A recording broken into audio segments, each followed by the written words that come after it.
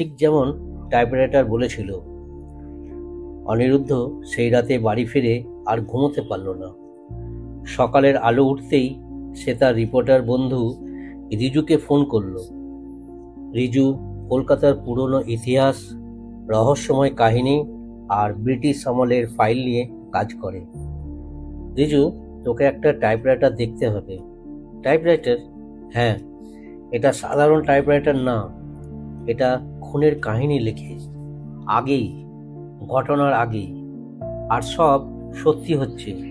এখন পর্যন্ত 3টে খুন, ভবানীপুর, লেক গার্ডেন্স, শোভাবাজার। রিজু প্রথমে হাসলো, তারপর বুঝলো অনিরুদ্ধ মজা করছে না। সে বলল, ঠিক আছে, বিকেলে তোর ফ্ল্যাটে আসছি। বিকেলে অনিরুদ্ধের ঘরে বসে তারা দুজন টাইপরাইটারটা দেখছিল।